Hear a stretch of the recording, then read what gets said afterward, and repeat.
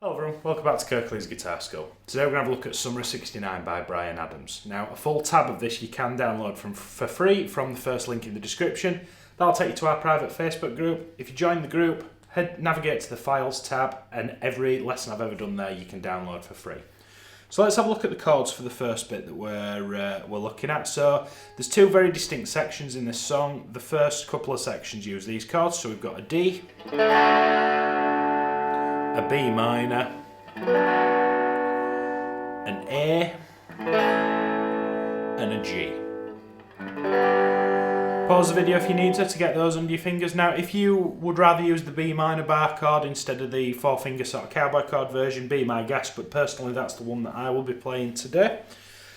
Now, we're going to start with the bit that everybody knows. Now, I've played this song to thousands of drunk people, and it's the guitar that starts the song. You hit this D chord and you get the...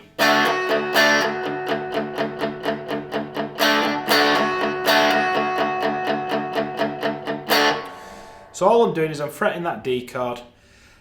Let's split this into two sections to start with. First of all I want you to do, don't worry about the accents, I want you to get the palm mute. So what we're going to do, we're going to use this bit of his palm here, and I'm going to cover just past the bridge on the guitar. And you almost want to make your guitar sound like, you know when somebody covers the mouth and they're speaking, it sounds very muffled but you can still tell what they're saying. That's what we want to get. So we don't want this. But notice as I move my wrist back, yeah, you need to find that sweet spot on your guitar, okay? It's probably just past the bridge, but if you're just getting this, you ain't gone far enough in. So find that first, and then all I want you to do is I want you to play palm muted quavers, so eight times per bar. 1 and 2 and 3 and 4 and 1 and 2 and 3 and 4 and. Now, although I've notated the full chord, I'm sort of more on the D, G and B strings than the high E. If you can't get that full stretch through all four strings, don't worry about it. Concentrate on the lower end of the chord.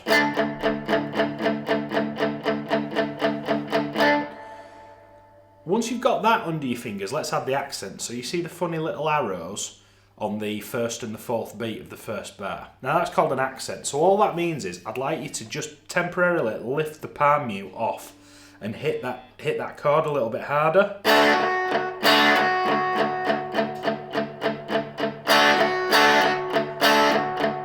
Now, let's just take the first four notes and then we'll worry about this dude over here in a second. So I'm going to let off, play 2 with the palm mute on, and then let off again. So off, on, off again. But it has to happen 1 and 2 and. Quite quick. Now, don't worry about playing it super duper fast to start with, but they all have to be the same distance apart, okay?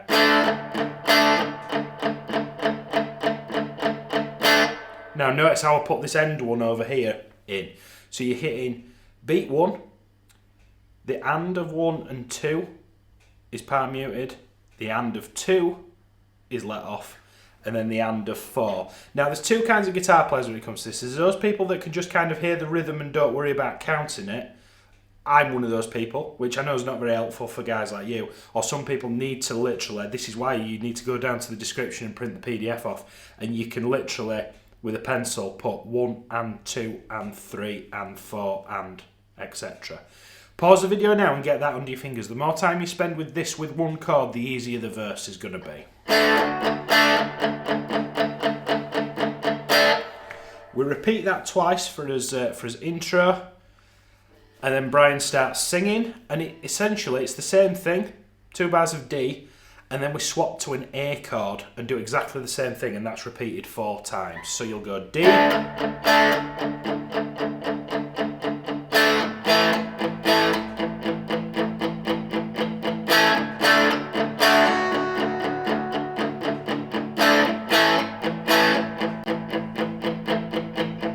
and again, when I'm playing that A chord, I'm sort of, for the palm mutes, think of it as a lesser stroke. I'm sort of concentrating around the open string that corresponds with the chord. So with the D string, it's the D string, and I'm probably aiming for 3 strings in that general vicinity. And then for the A chord, I'm moving it up to the A string, the 5th string, and I'm probably catching the A, the D, and the G there. And then for the accented note, I'm making sure that my plectrum follows through. You see, watch this hand.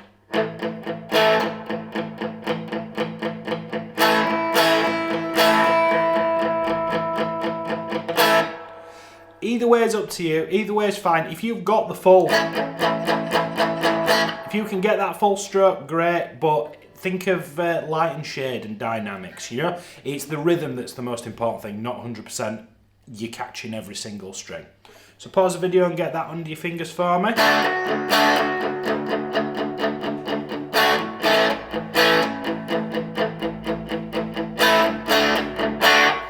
Right, so that's got my first real 6 string, bought it in the 5 and dime, etc. Now that just catches the D and the A chords. I'm just going to go back to this slide temporarily because we want to squeeze this B minor and this G in. Now there's 2 ways that we can attack this, and depending on where you're at will dictate which one of these 2 paths that you go down. If you're relatively new to the guitar, i.e. under, let's say you've been playing for roughly about 18 months, all I want you to do is, well, I say 18 months, maybe more like 12 months. All I want you to do is just play a B minor and let it ring out for the full bar. Play an A, let it ring out, play a D and play a G. And we're going to repeat this twice. That'll be standing on your mother's porch, 1, 2, 3, 4. Now, depending on where we are in the song, sometimes I will do that just out of choice because it sounds a lot bigger. Now, there's a couple of guitars on the record laid on top of each other. So if you're not getting the picking in time that we're going to talk about in a second, just literally catch each chord once per bar and it'll still sound fine, okay? If you're up for the challenge, I'm still going to fret that B minor chord. Notice how I'm doing the sort of cowboy chord version. You can do the bar chord if you want. My hand just naturally gravitates to that shape when I'm playing this song. And what I'm going to do is I'm going to pick 3 notes out of each chord. Now, on the B minor chord, I'm going to pick the D, the G, and then the high E string. Now, the D and the G are relatively close together. And then I'm going to pick the high E with an upstroke, and I'm going to let that ring out. Sorry, he says. I'm then going to go to the A chord, and I'm going to pick the A and the D, and the B string, again with a down, down, up. With the D chord, and then with the G.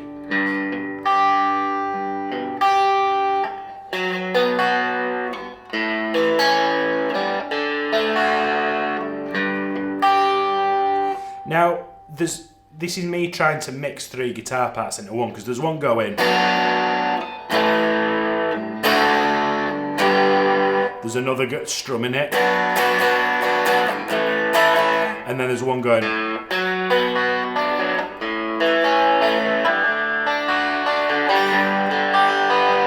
Now, if I find that when I play this in bands, if I pick too many of those notes, it sounds really good here in the room, but if I play too many of those notes in bands, it just gets lost in the sort of cacophony of what everybody else is doing. I like to just I'll put my boost pedal on and I'll be really loud, but I'll just catch.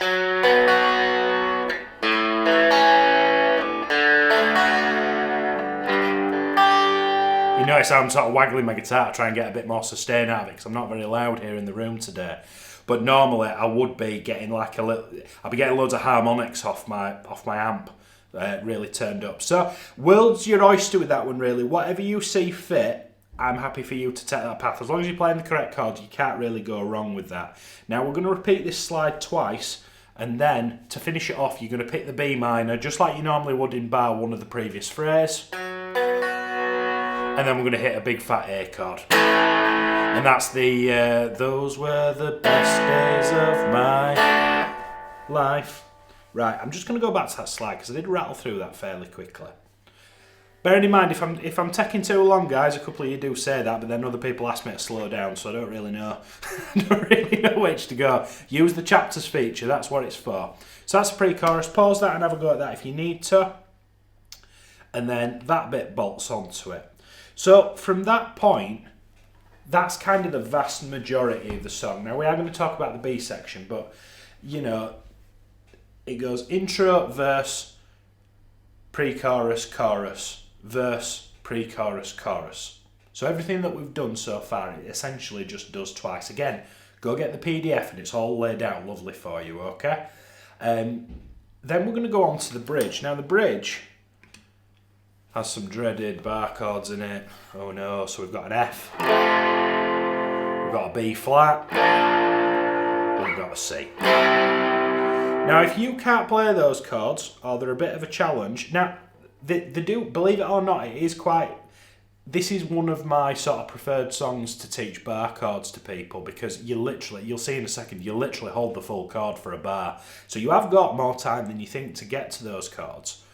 But if you'd rather play F major 7, the baby version of the B flat chord, which we've done before, and a regular cowboy chord C, that's entirely up to you. It's more important to me that you're taking part rather than you sort of getting, you know, pissed off with it. So that was the previous slide. So we're here. Now this is the, yeah, we were killing time, we were young and restless, we needed to unwind. So it's that bit.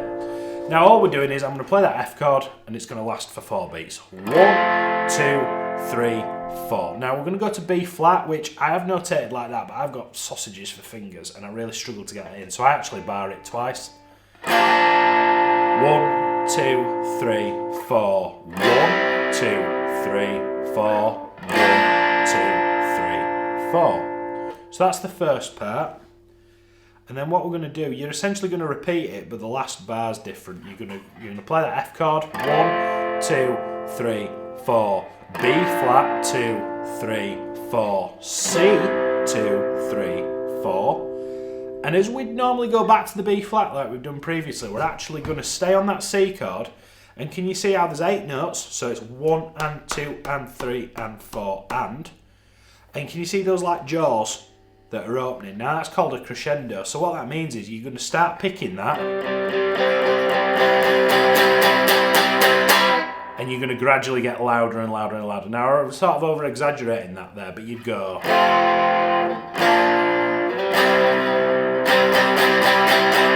And that's going to finish with the big, that big sort of like open section with the keyboards, which we'll talk about in a second. So if you just compare those two slides, excuse me, that's the first bit, see how it goes back to the B flat, and that's the second bit where it does the crescendo on the C. So pause that and have a go at that for me. Again, get the PDF and you'll be able to see them both stacked on top of each other.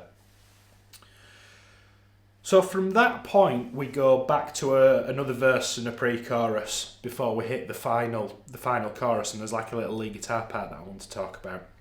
Now, my approach with these songs is always, if I was playing it in a band and I'm the only guitar player on the gig, which 9 times out of 10 that's what happens, what do I play over it? So I borrow a bit from here, I borrow that part, I'll take that part, and I sort of make a master version, which has all the fun bits in it for you to play.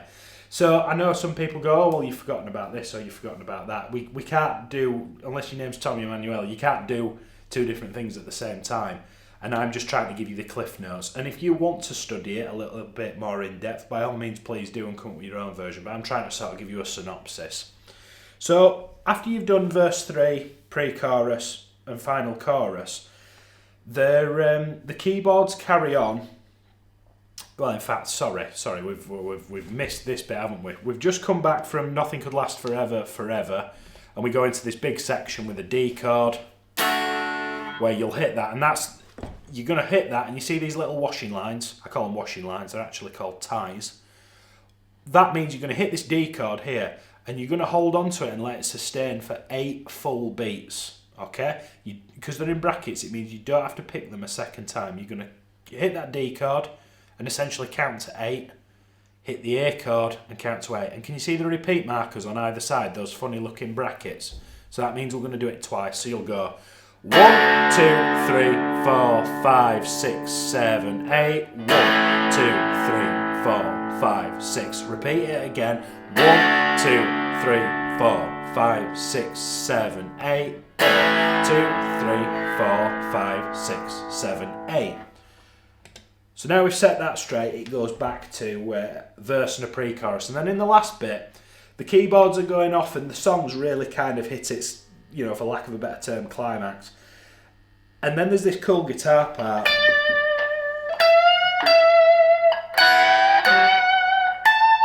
So let's pick that apart, and you're essentially just going to loop round that 8-bar phrase until the record fades out. Now I can probably get it in sort of like 2.5 times before the single version runs out of runway. So let's have a look at that.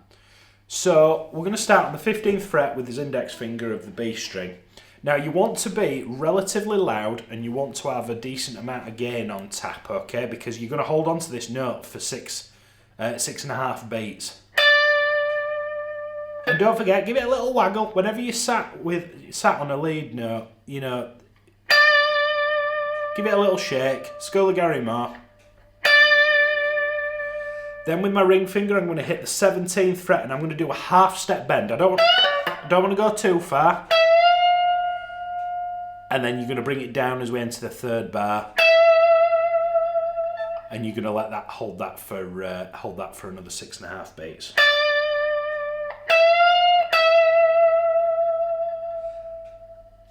We're then going to move up to 19. You see how I've done a position shift with that ring finger, and we're going to bend on 19. As we move into the next slide, so I've just hit 19. I hit 19 normally, and then I go to this A note, which is on the 17th fret of the high E string. So get the PDF for that. Let me just go to my. Let me just go back here. Yeah, right.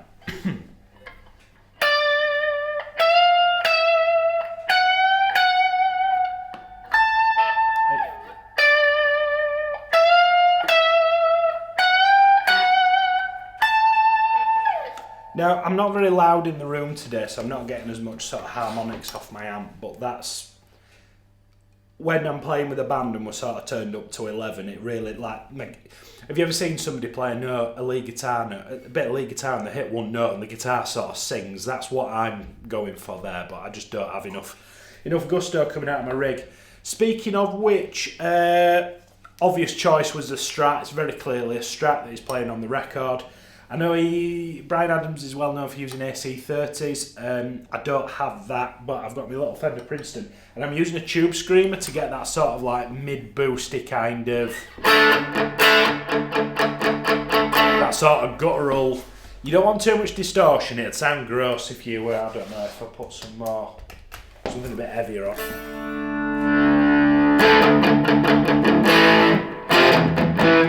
Too heavy. You want to think of a sort of pushed valve amp, you know?